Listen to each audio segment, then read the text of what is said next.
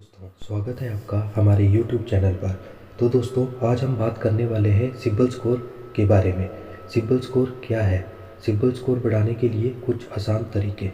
आज के समय में बहुत लोगों को बैंक से या अन्य किसी संस्था से लोन लेने की ज़रूरत होती है। किसी को शिक्षा जारी रखने या उस शिक्षा हासिल करने के लिए लोन चाहिए होता है, तो किसी को होम लोन, तो किसी को पर्सनल लोन। ऐसे में ज़्यादातर मध्यम वर्ग को लोन की ज़रूरत होती है। इतना ही नहीं, आज के समय में तो उच्च आय से लेकर निम्न आय लोगों को भी बैंक से लोन लेने की ज़रूरत पड़ती है। किंतु क्या आप जानते हैं कि यदि आपको सस्ता लोन चाहिए तो आपका सिबिल स्कोर अच्छा होना चाहिए। अब बहुत से लोगों को यह भी नहीं पता होगा कि यह सिबिल स्कोर होता क्या है, और यदि पता भी होगा तो उन्हें यह नहीं पता होगा कि उनका खुद का सिबिल स्कोर कितना है या उसके लिए उन्हें क्या कुछ करना चाहिए।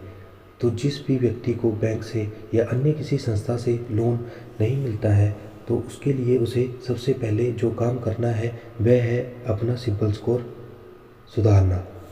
तो दोस्तों, आज के इस वीडियो में हम आपको सिबिल स्कोर के बारे में तो जानकारी देंगे ही देंगे, बल्कि इसी के साथ अपना सिबिल स्कोर कैसे बढ़ाएं इसके बारे में भी पूरी जानकारी देंगे। यदि आपका सिबिल स्कोर बढ़ जाता है तो आपके लिए सस्ती दरों पर लोन लेना बहुत ही सरल हो जाएगा। तो आइए जानें सिबिल स्कोर को बढ़ाने के तरीकों के बारे में। तो दोस्तों, सबसे पहले सिबिल स्कोर क्या होता है? सबसे पहले हम सिबिल स्कोर के बारे में बात कर लेते हैं और यह जानने का प्रयास करते हैं कि आखिरकार यह सिबिल स्कोर होता क्या है। तो यह हम आपको बता दें कि भारत सरकार के द्वारा भारत के हर एक उस व्यक्ति जिसका पैन कार्ड बना हुआ है या बैंक में खाता है, या यूँ कहें कि लगभग हर व्यक्ति का सिबिल स्कोर बनाया जाता है। यह सिबिल स्कोर उसके द्वारा आर्थिक स्थिति और पैसों के लेन देन के आधार पर उसे 3 अंकों में दी गई एक संख्या होती है। तो दोस्तों, अब जिस प्रकार हम किसी चीज़ को 10 में से रेटिंग देते हैं, जिसमें 10 का अर्थ हुआ बहुत अच्छा, और जैसे रेटिंग 10 से कम होती चली जाती है तो हमें पता चलता है कि वह चीज़ इतनी अच्छी नहीं है। ठीक इसी तरह हमारी आर्थिक स्थिति पहचानने में या हमें सस्ता लोन देने के लिए हमारा सिबिल स्कोर निर्धारित किया जाता है। यह सिबिल स्कोर 300 से लेके 900 अंकों के बीच में होता है। जिस व्यक्ति का सिबिल स्कोर जितना ज़्यादा होगा वह उतना ही उत्तम व्यक्ति माना जाएगा, जिसे बैंक लोन देने के लिए रेडी बैठे हुए हैं। तो दोस्तों, अच्छा सिबिल स्कोर क्या होता है? अब आपको यह भी जान लेना चाहिए कि अच्छे सिबिल स्कोर का अर्थ क्या होता है। जिस भी व्यक्ति का सिबिल स्कोर 750 या 800 के बीच में होता है, उस व्यक्ति को अच्छे सिबिल स्कोर वाला व्यक्ति माना जाता है। ऐसे सिबिल स्कोर वाले व्यक्ति का अर्थ हुआ कि वह न केवल समय से अपने लोन की इंस्टॉलमेंट चुकाता है, बल्कि अपने क्रेडिट कार्ड के बिलों का भुगतान भी समय पर करता है। उस व्यक्ति ने जहाँ से भी कोई भी लोन लिया है तो वह उसका भुगतान एकदम समय और सही राशि में करता है।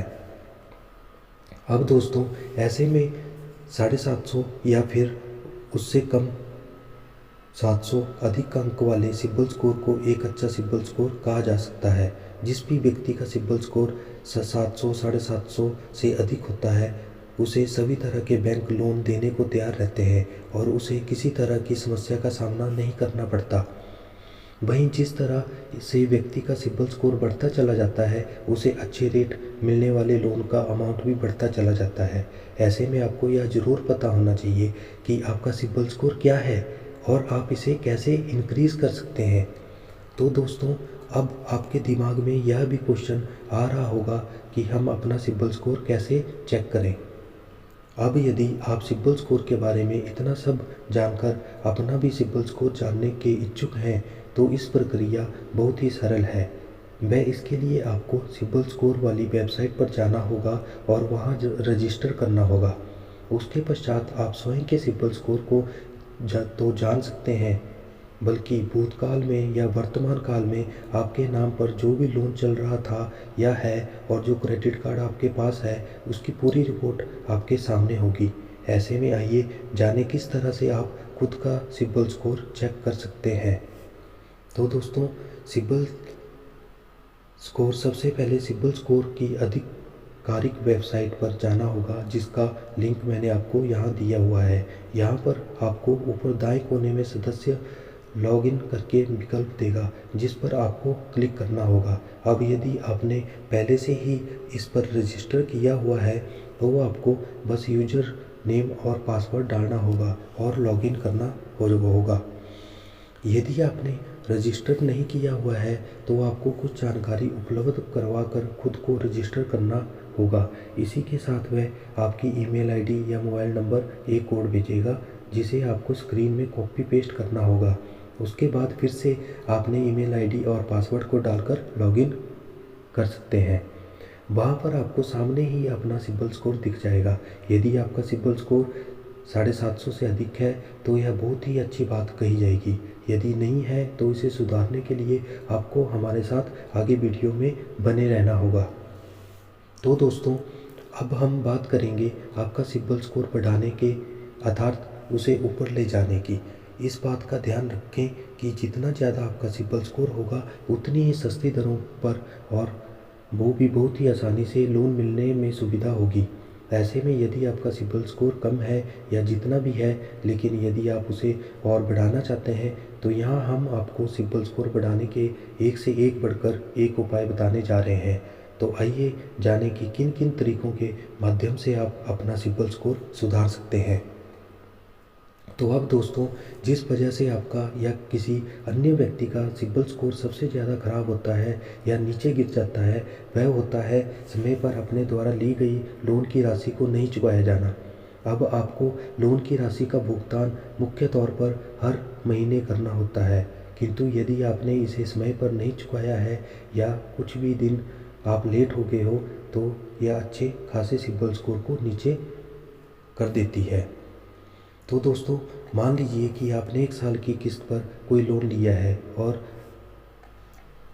उसे समय पर आपका सिबिल स्कोर 700 है। अब यदि आप चाहे 11 लोन की किस्त को समय पर चुका देते हैं, लेकिन यदि एक भी लोन की इंस्टॉलमेंट में थोड़ी सी भी देरी हो जाती है तो आपके सिबिल स्कोर को 700 से नीचे ले जाकर 650 तक कर सकती है। इसलिए लोन की इंस्टॉलमेंट का देरी से किया गया भुगतान गंभीर नुकसान पहुंचा सकता है और यह हमेशा के लिए आपके रिकॉर्ड में दर्ज हो सकता है। तो दोस्तों, अब बहुत ही ध्यान से सुनने के लिए आज के समय में बहुत से लोग क्रेडिट कार्ड का भी इस्तेमाल करने लगे हैं।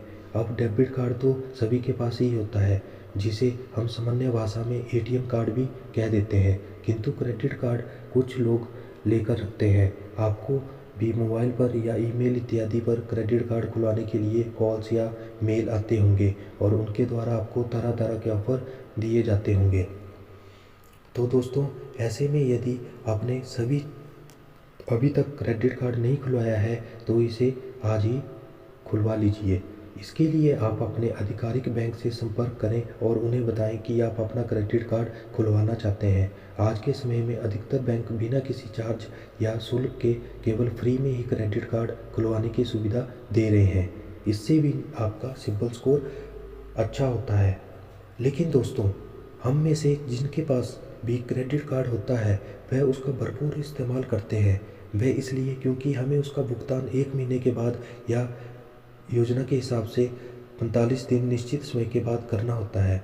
ऐसे में चाहे ऑनलाइन शॉपिंग करनी हो या मॉल में जाकर कुछ खरीदना हो, हम अपने क्रेडिट कार्ड को भरपूर इस्तेमाल करते हुए दिखाई देते हैं।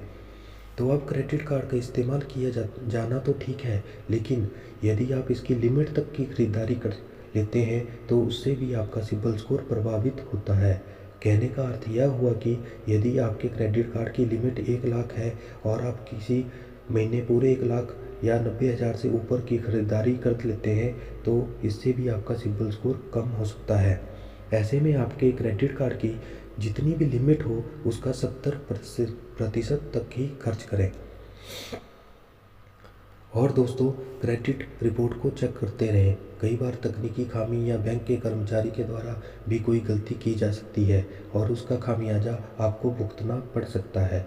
वह इसलिए क्योंकि दोष आप पर ही लगेगा और उसका प्रभाव आपके सिबिल स्कोर पर दिखाई देगा।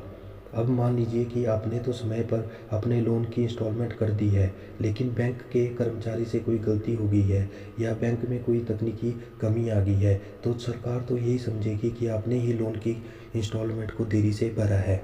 ऐसे में आपको सिबिल स्कोर की वेबसाइट से समय समय पर अपनी रिपोर्ट की जांच करते रहना चाहिए और देखना चाहिए कि इसमें किस तरह की कोई कमी तो नहीं रह गई है। यदि किसी तरह की कमी दिखाई दे तो उसको आपको तुरंत उस पर काम करना चाहिए ताकि आपका सिबिल स्कोर को प्रभावित ना हो पाए। तो दोस्तों, लंबी अवधि का विकल्प चुनें। कई बार यह देखने में आता है कि लोग जल्दी किस्त चुकाने के चक्कर में किस्त की अवधि को कम कर लेते हैं। उदाहरण के तौर पर 60,000 का टीवी लिया है और उसके लिए आपने 3 महीने की अवधि रखी है। ऐसे में आपको हर महीने 20,000 का भुगतान करना होगा। अब मान लीजिए कि आपको अभी की स्थिति अच्छी है या व्यापार में अच्छी आय हुई है और आप 20,000 का भुगतान करने में सक्षम हैं, किंतु तब तक क्या हो जब तीसरे महीने कोई दिक्कत आ जाए। अब यह दिक्कत किसी भी तरह की हो सकती है, जैसे कि लाभ कम हुआ हो या फिर घर में किसी का स्वास्थ्य खराब हो गया है और अधिकतर पैसा उसमें लग गया है या ऐसा ही कुछ। तो दोस्तों, ऐसे में आपके पास पैसे तो होंगे लेकिन 20,000 से कम होंगे, जिस कारण आप चाहकर भी किस्त का भुगतान नहीं कर पाएंगे। तो आपको जितनी भी लंबी अवधि की इंस्टॉलमेंट मिल रही है उतना ही आपके लिए सही रहता है। तो दोस्तों, आप ऐसा भी कर सकते हैं कि आप एक किस्त या इंस्टॉलमेंट पहले ही भुगतान कर दें। मतलब आप इन समस्याओं से बचने के लिए एक अचूक उपाय यह भी है कि आप अपनी एक इंस्टॉलमेंट पहले ही भुगतान करके चलें, ताकि उस महीने में कोई दिक्कत भी आए तो उसकी आंच आपके ऊपर ना आ पाए। कहने का अर्थ यह हुआ कि आप फरवरी महीने में भरी जाने वाली किस्त का भुगतान जनवरी में ही कर दें और फिर फरवरी में मार्च वाली किस्त का भुगतान करें।